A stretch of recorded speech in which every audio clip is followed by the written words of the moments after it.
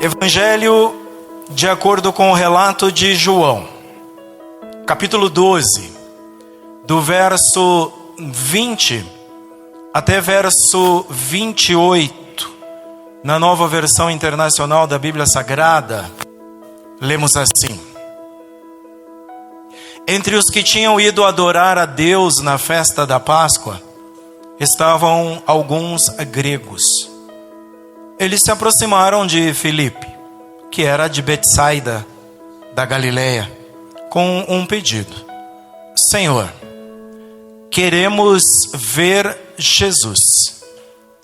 Filipe foi dizê-lo a André, e os dois juntos o disseram a Jesus. Jesus respondeu: Chegou a hora de ser glorificado o Filho do Homem. Digo-lhes verdadeiramente que, se o grão de trigo não cair na terra e não morrer, continuará ele só. Mas se morrer, dará muito fruto. Aquele que ama a sua vida, a perderá. Ao passo que aquele que odeia a sua vida neste mundo, a conservará para a vida eterna. Quem me serve precisa seguir-me, e onde estou, o meu servo também estará. Aquele que me serve, meu Pai o honrará. Agora, meu coração está perturbado. O que direi? Pai, salva-me desta hora? Não! Eu vim exatamente para isto, para esta hora. Pai, glorifica o teu nome. Então veio uma voz do céu: Eu já o glorifiquei e o glorificarei novamente. Amém? Ore comigo. Pai, muito obrigado. Que privilégio precioso, meu Deus, o de lermos a Tua Palavra, ouvirmos a explicação dela e guardarmos esta palavra no coração para aplicá-la às nossas vidas, para compartilhar esta palavra com outros, ó Deus, e para viver a Tua Palavra. Isso é maravilhoso.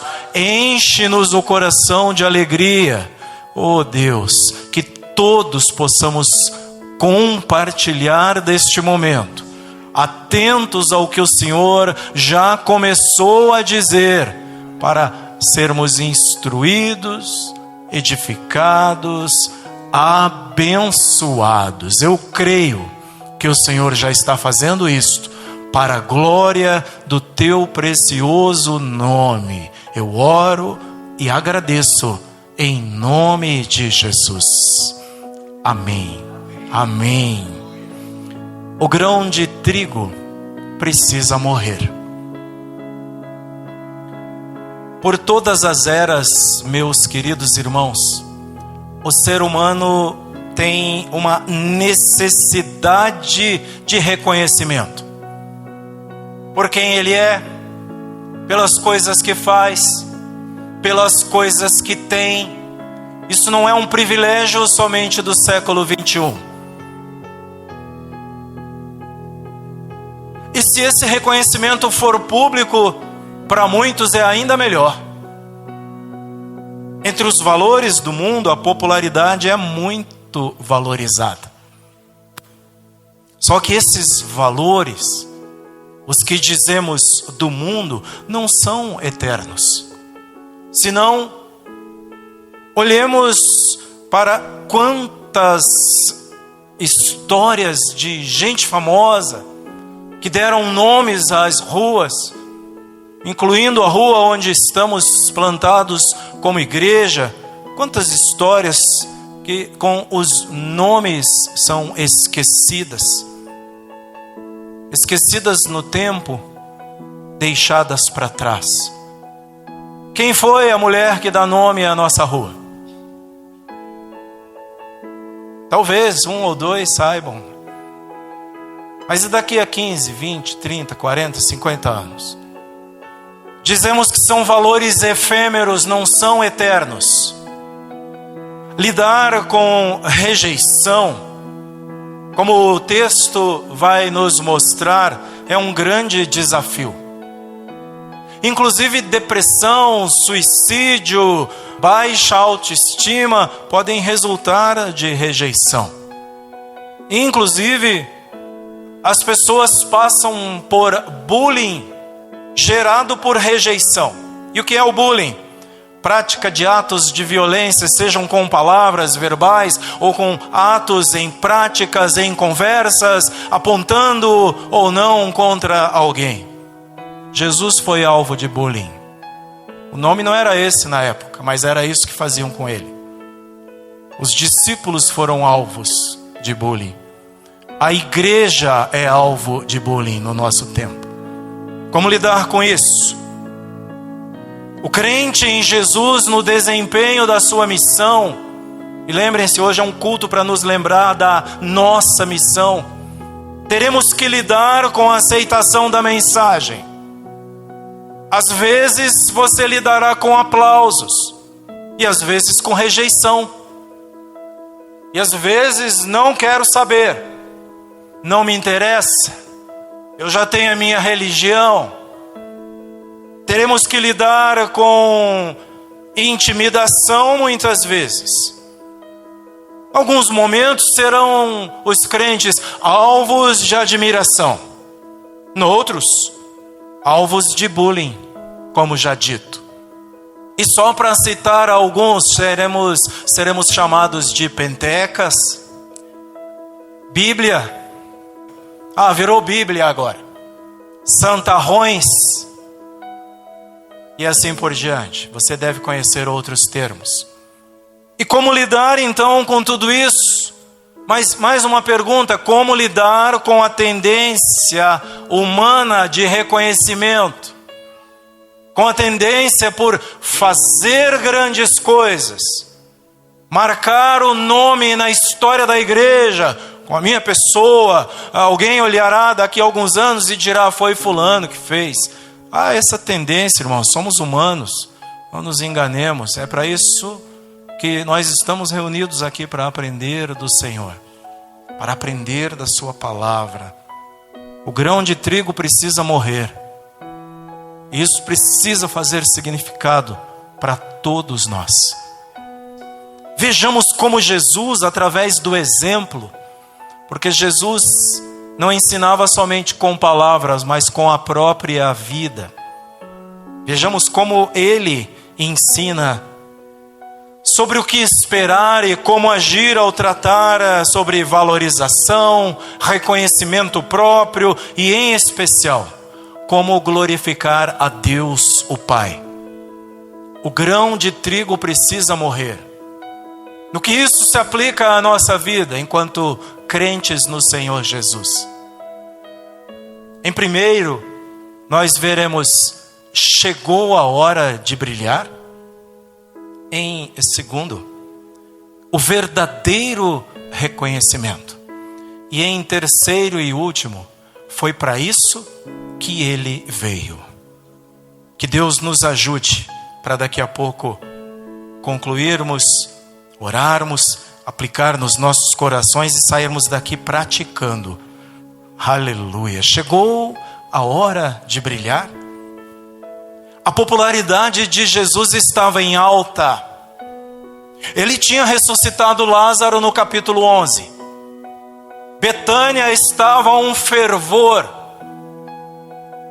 Jesus tinha ido para lá, inclusive depois que Lázaro havia ressuscitado.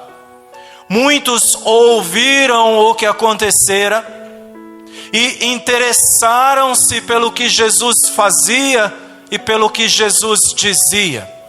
E se voltarmos um pouco, aí mesmo no capítulo 12, diz a Escritura no verso 11, que muitos estavam deixando os judeus e crendo em Jesus Cristo. E aquela semana, conta João, era a semana da Páscoa. Antecedia a Páscoa, 6 dias antes. E Jesus enfrenta o sistema religioso, a hipocrisia dos religiosos. Enciumados, os versos 10 e 11 do capítulo 12 de João, diz que os chefes dos sacerdotes fizeram planos para matar também Lázaro, pois por causa dele muitos estavam se afastando dos judeus e crendo em Jesus. Que tristeza, irmãos, o coração humano. Que tristeza o egoísmo. Lázaro acabara de ressuscitar da morte para a vida e está prestes a morrer de novo, agora de morte matada. Isso é muito sério. E era assim o clima em Betânia nesta semana. Naquela semana, Jesus entra triunfalmente em Jerusalém, e no verso 13, a multidão aclama a Jesus e diz: Hosana, bendito o que vem em nome do Senhor. Mas os fariseus, verso 19, diz que continuam muito enciumados, irados, enraivecidos, e dizem no final do verso 19: olhem como o mundo vai atrás deles. Vejam isso, o mundo inteiro vai atrás dele. Alguns estrangeiros presentes na festa, gregos, contou-nos João, querem ver a Jesus. Procuram Filipe, e João destaca que é a popularidade de Jesus que estava em alta aqui. A popularidade do Senhor tornou-se transcultural. Os gregos querem saber mais a respeito dele. Transcendeu a cultura judaica. Extrapolou as fronteiras da Galileia, da Judéia. Os gregos querem conhecer a Jesus. Então procuram Filipe. Isso aponta que a pessoa de Jesus agora era reconhecida, estava em alta. Então Filipe procura André, e ambos vão e contam para Jesus a respeito disso. No verso 23, Jesus lhes responde: chegou a hora de ser glorificado o Filho do Homem. Ser glorificado originalmente aponta para algo provado, aferido, como quando alguém faz a certificação de um metal precioso e define: é ouro puro, é ouro 24 quilates. Certificou. E a pessoa de Jesus estava sendo certificada, glorificado. Glorificar lá originalmente tinha esta ideia.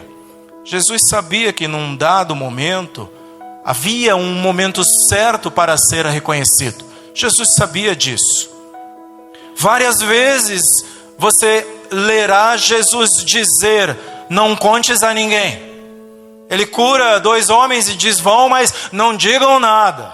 Imagina, os homens saem cantando aos 4 ventos que haviam sido curados por Jesus. Outras vezes ele dizia: calem-se. Quando ele está diante do endemoniado em Gadara, os demônios gritam: que tenho eu contigo, Jesus? Por que é que vieste me atormentar antes do tempo?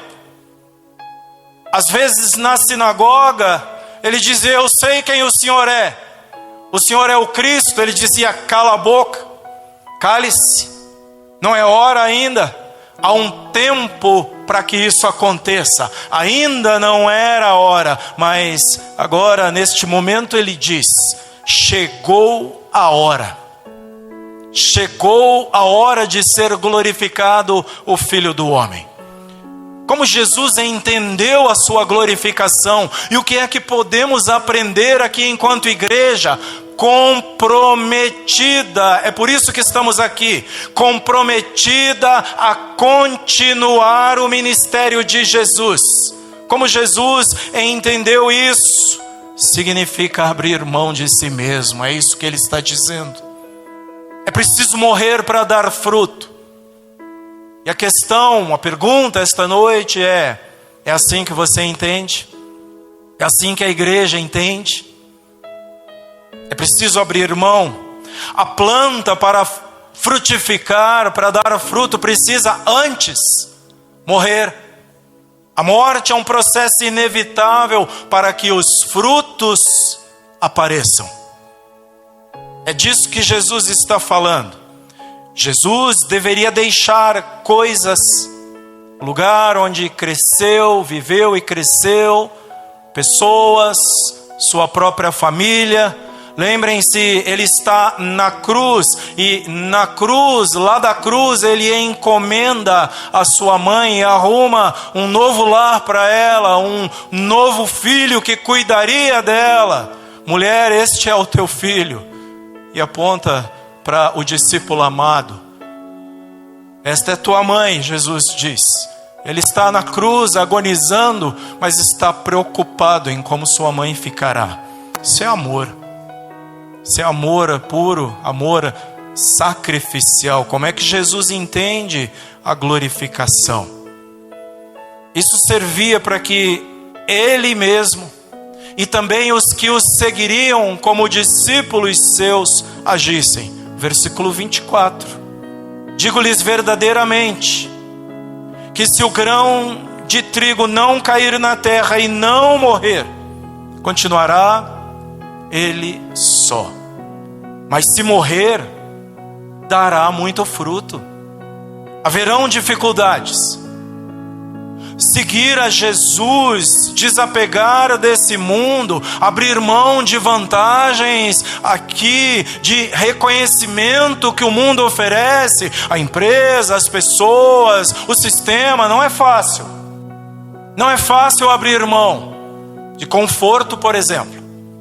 Mas é a única coisa que realmente vale a pena. Na verdade, sabem o que vale abrir mão? Vale uma vida eterna, vale uma vida verdadeira com Deus. Isso é vida eterna, vida plena com Deus.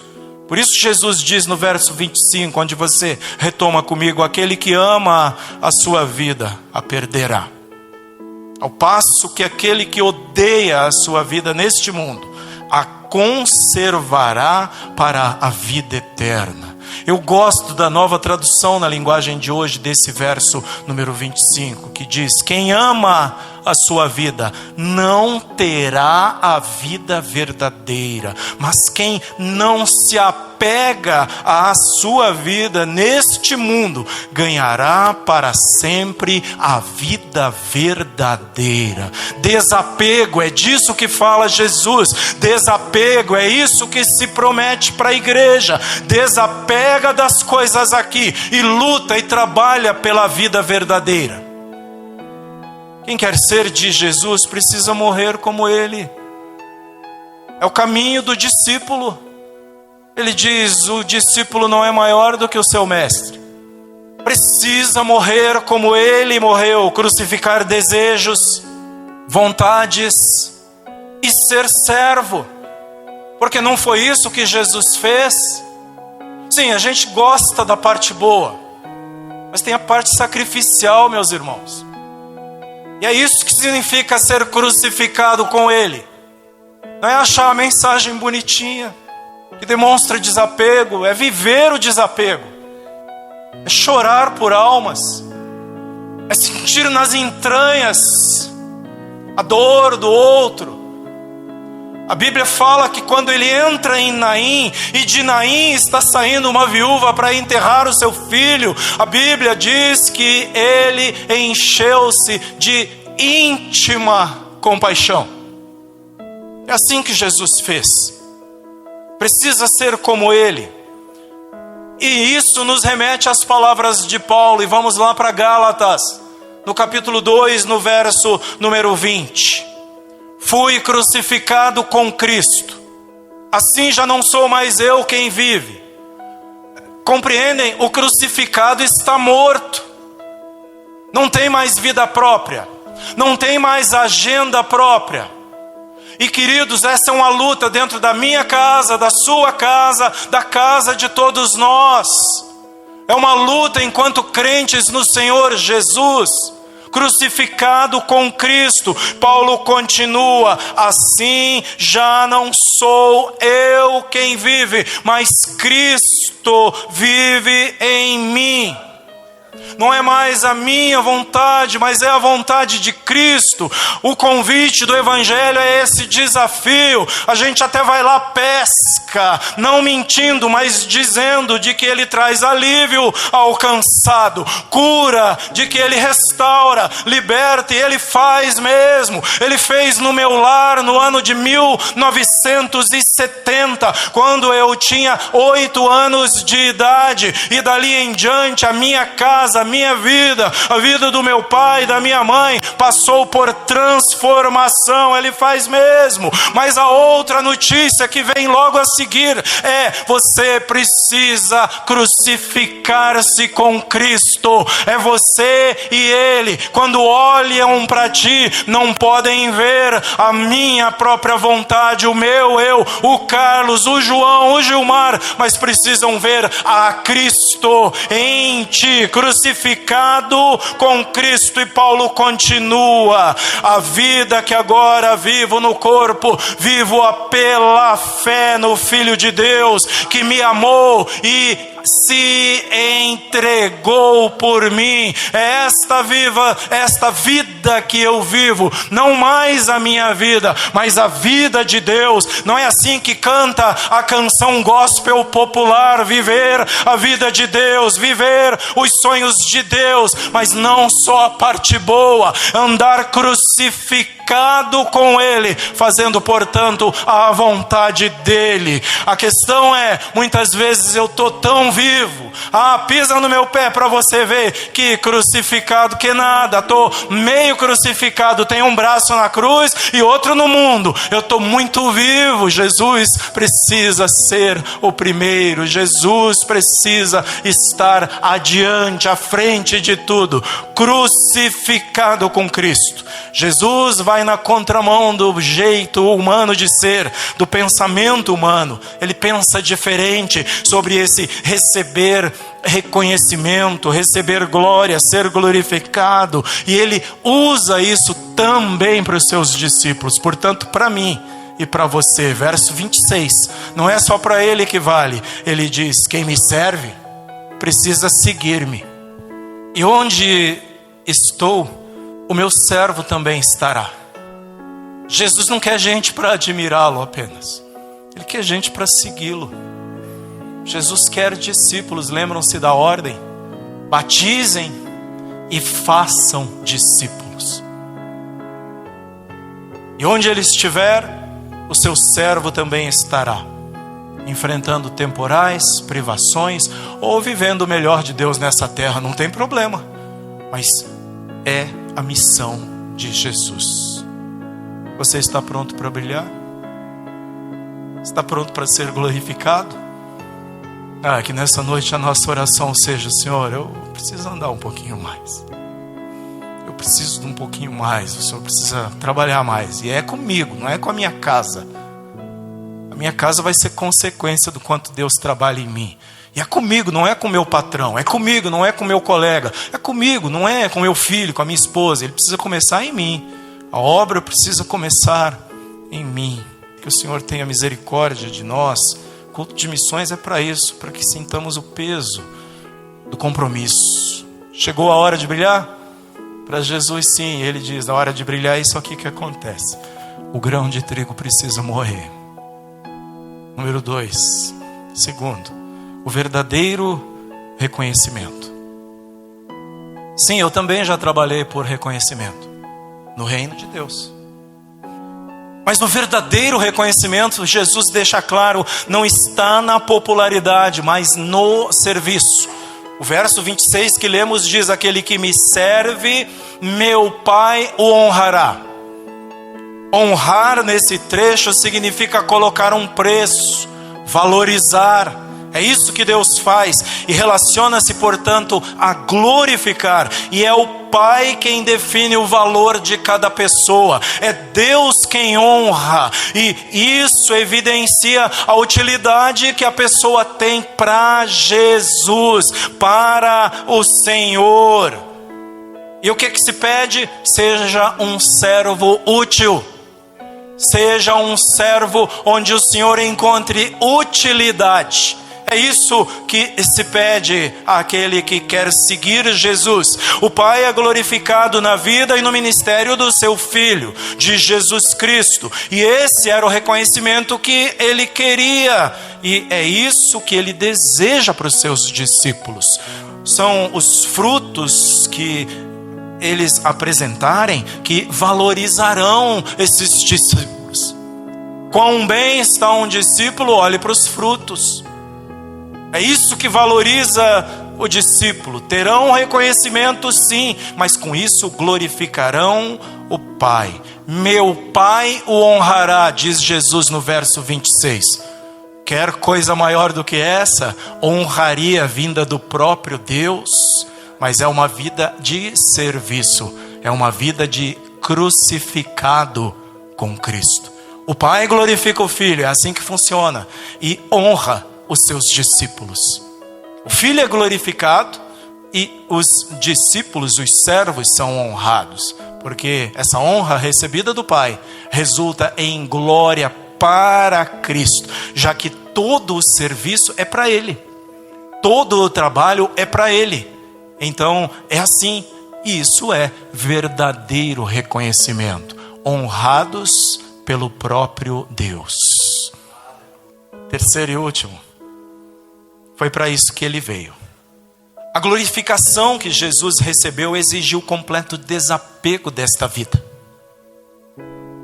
Completo desapego dos interesses desse mundo. Jesus não maquiou isso, nem fingiu esse momento. Está escrito aí na palavra. Não foi fácil, como alguém poderá imaginar, já que ele era Deus. Lembre-se que ele também era verdadeiro homem. E a Escritura deixa isso claro.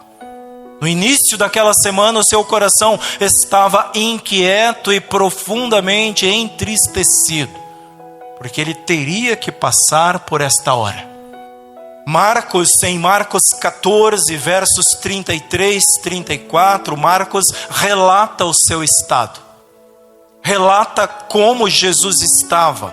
Depois da última ceia, na sexta-feira, no Getsemane, lugar onde eles foram para orar, Jesus estava assim, Marcos relata que começou a ficar aflito e angustiado. Final de Marcos 14, 33. No verso 34, ele disse: a minha alma está profundamente triste, numa tristeza mortal. Não foi fácil para ele também. Não foi simples para ele também. E você há de se lembrar que em sua oração ele diz: Pai, se possível, passa de mim este cálice. Se possível, evita com que eu passe por este castigo. Porque ele sabia que estava prestes a tomar sobre si os pecados de toda a humanidade, de todo o mundo. Querem maior castigo do que esse? Ele, que segundo a palavra, não cometeu um pecado sequer. Ele estava profundamente angustiado. O reconhecimento e a glorificação que Jesus procurava não era para ser popular, para ser o queridinho dos religiosos, das multidões. As multidões até quiseram aclamá-lo rei, quiseram fazer rei, e ele, deu no pé, se mandou, saiu fora. Que isso? Não era isso que ele estava procurando. Ele queria sim produzir muito fruto. Era isso que ele desejava. E para isso, ele daria a própria vida. Porque o grão de trigo, ele disse, precisa morrer. Precisava morrer para frutificar. Mas com isso ele sabia, não ficaria só. Porque ele disse, se o grão de trigo não morrer, fica ele só. Porque os demais vão frutificar. Os grãos que morrerem vão dar frutos. Mas aquele que não morrer, que continuar vivinho, vai ficar só. É isso que Jesus aponta. Jesus volta ao tema mais tarde, no capítulo 15, voltemos lá para João 15, quando ele ensina e se coloca como a videira verdadeira. Ele fala sobre esse frutificar. Olha para nós aí, João 15, verso 8. Meu Pai é glorificado pelo fato de vocês darem muito fruto, e assim serão meus discípulos. Quem é discípulo de Jesus? Quem dá fruto. Não é o nominal que diz sou cristão. O meu Pai é glorificado quando vocês dão muitos frutos. E é desse jeito que vocês serão meus discípulos. Ele está dizendo, é desse jeito que vocês serão reconhecidos como meus discípulos. Será preciso abrir mão de coisas, até mesmo de pessoas, mas devemos sempre amar mais ao Senhor Jesus. Como assim abrir mão de pessoas, se nós estamos trabalhando num culto para, entre outras coisas, falarmos sobre como alcançá-los? Abrir mão dos valores destas pessoas, não das suas vidas. Preste atenção nisso. Abrir mão do estilo de vida dessas pessoas, mas não das suas almas. Suas almas continuam sendo objeto de oração. Gente preciosa, que oremos por eles todos os dias pela sua salvação. Abriremos mão das escolhas deles. Essas não serão as nossas escolhas, mas não das suas almas, mas não das suas vidas. É disso que Jesus está falando. Abriremos mão da visão deles de mundo, porque o mundo que cremos é um mundo que espera a volta de um Salvador, que irá nos levar para com Ele viver eternamente. Esta é a nossa visão de mundo. Estamos de passagem, é por um pouco de tempo, mas enquanto Ele não vem, nós não vamos nos sentar à beira do caminho, olhando a vida passar e dizendo, vem Senhor, Maranata, braços cruzados, sem fazer nada. Não, enquanto Ele não vem, trabalhemos. Enquanto Ele não vem, vamos agir como quem está crucificado com Ele. Aleluia. Devemos amar mais o Senhor. Jesus enfrentou isso, mas o seu foco e a sua missão era divina. Verso 27. Agora meu coração está perturbado. Voltamos para João 12. João 12, 27. E o que direi? Pai, salva-me desta hora? Não. Eu vim exatamente para isto, para esta hora. Que exemplo, queridos irmãos. E o que diremos? Pai, livra-nos dessa luta? Não, oremos, Pai, me dá ombros mais fortes. Porque tem hora que parece que eu vou sucumbir. É claro que se Ele quiser, Ele te faz passar sobre as águas, mas normalmente você vai ter que aprender a nadar, nem que seja no susto. Mas você não vai se afogar, foi falado aqui hoje. As águas não vão te submergir. É a palavra do Senhor. Você que está se afogando aí, pelo menos no seu ver, na sua maneira de ver, você não vai morrer nessa. Deus vai contigo. Você vai atravessar do outro lado. Não estou te prometendo que vai ser fácil. Não é isso, mas Ele não vai te abandonar, nunca. Ele disse para Josué, eu nunca te deixarei, nunca te abandonarei. É o que Ele diz para você essa noite. Seja forte, corajoso, forte e corajosa. Eu estou contigo, eu não te deixarei, nem te abandonarei. É a palavra do Senhor para te encorajar, para te animar. Os discípulos de Jesus devem fazer, portanto, do mesmo jeito que Ele. Não percam a missão de vista. Não percam o que Deus confiou a nós de vista. Não se encantem com esse mundo. Não se encantem com o mundo aqui. Há uma ilustração que eu gosto, de que devemos encarar esse mundo como um grande resort. Um hotel cheio de facilidades, é bom, né? É gostoso, é bom você entrar lá, tem tudo à mão, que gostoso levantar, não precisa arrumar cama. Que legal, aquela mesa de café farto, que maravilha, que gostoso, é um resort. Mas chega uma hora, vai chegar um momento que é preciso fazer o check-out.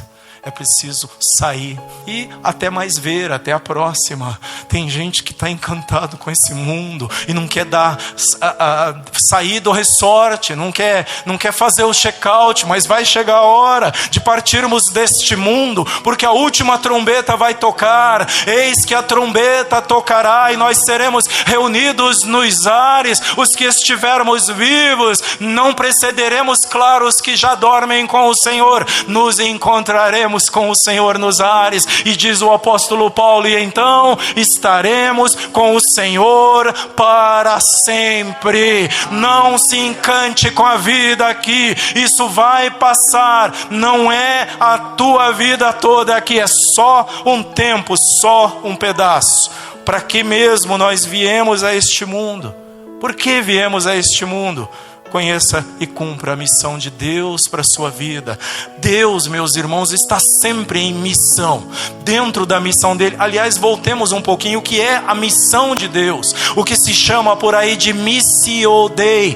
Deus, você encontrará Deus trabalhando de Gênesis ao Apocalipse, em busca do homem perdido, em busca daquele que se perdeu, em busca daquele que está afastado dele, cujo coração não quer saber dele. E Deus o tempo todo continua procurando homens e mulheres para formarem com ele a sua grande família e transformá-los em filhos e filhas, para com ele viverem para sempre. Essa é a missão de Deus, mas para isso ele usa a sua igreja, para isso ele usa você e a mim, para que a sua missão aconteça nesta terra. Esta é a missão que Deus confiou a nós. O resto é bônus, o resto são privilégios, porque ele é Pai e agrada também ao coração dele dar boas coisas aos seus filhos. Mas se ele não der, como é que a gente canta? Ele é Deus. Se não acontecer a cura, ele é Deus, continua sendo Deus. Não é assim que você canta? Haja o que houver, ele sempre será Deus. Ele está te desafiando esta noite. Você é meu só na bonança? Você é meu só nos momentos de celebração? Ou a gente está junto, crucificado mesmo, e onde quer que preciso for, você irá? O que eu disser para fazer, você fará. É assim ou ainda estamos vivos? Ainda estamos muito vivos? A missão de Deus precisa acontecer. E vejam, esse é todo o reconhecimento que você pode ter. Você veio por uma missão, para uma missão. Depois de contratados, depois de convidados, aceitou no coração, agora tem que trabalhar para Deus. Não é por medo, por temor, a não ser por ficarmos constrangidos por causa do seu grande amor. O amor dele por nós foi e é e será sempre tão grande que nós ficamos envergonhados. É preciso fazer alguma coisa. Eu preciso fazer alguma coisa. O grão de trigo precisa morrer. Há umas considerações finais aqui. E quero lhes dizer que os servos de Jesus amam menos esta vida. Os verdadeiros servos amam menos esta vida, mas amam mais o Senhor. Acima de tudo e em primeiro lugar, porque querem viver com Ele eternamente. Viver com Ele a verdadeira vida. Esta é a verdadeira vida. Esta opção implica em abrir mão de vantagens aqui. Abrir mão de coisas aqui. Desapego. Desapega das coisas aqui. Viva para Jesus. Viva para abençoar. Viva para se doar. Viva para se envolver. É para isso que fomos chamados, para ser igreja. Sendo assim, Deus é glorificado através das nossas vidas. Deus será glorificado. E nós somos honrados pelo Senhor. Quer mais valorização do que isso? Não precisa, porque basta sermos honrados por Deus. Nesse processo haverão rejeições, já foi dito aqui. Mas muitos, olhando para o que nós fazemos, para o que dizemos, muitos verão e se converterão ao Senhor. verão como Deus trabalha e desejarão esse Deus. Desejarão também esta vida, entregarão suas vidas a Cristo, temerão ao Senhor e glorificarão também o nome dEle. Sabem, irmãos, a igreja até ora por paz, para não ser incomodada. E falo isso com muita responsabilidade e com mais de 50 anos de caminhada. Mas é isso mesmo que Deus quer? Saibam que se o reino das trevas estiver inquieto, é porque está sendo saqueado.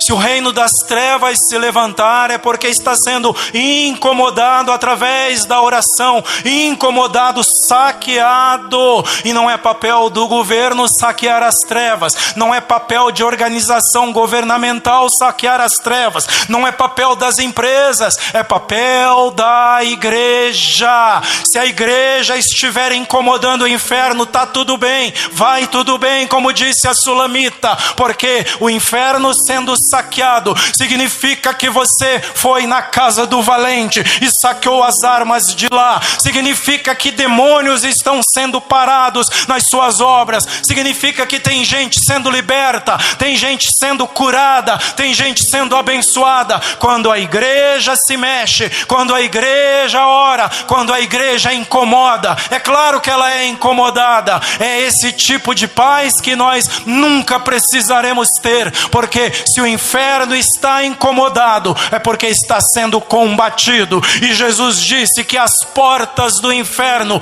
não ficam de pé, não prevalecem contra a igreja de Jesus. Sim, vai levantar desgosto, perseguição, tribulação, mas isso é o que se espera de quem trabalha para saquear a casa do valente. Não foi assim, começamos a orar aqui, tem poucos meses, quanta luta se levantou nesse tempo. É o valente se levantando, mas tem uma coisa, o futuro dele já é certo e garantido. Ele vai viver para sempre no lago de fogo e enxofre. Por isso que os demônios diziam para Jesus: ainda não é a nossa hora, o que é que você quer aqui? Porque eles sabem o seu fim.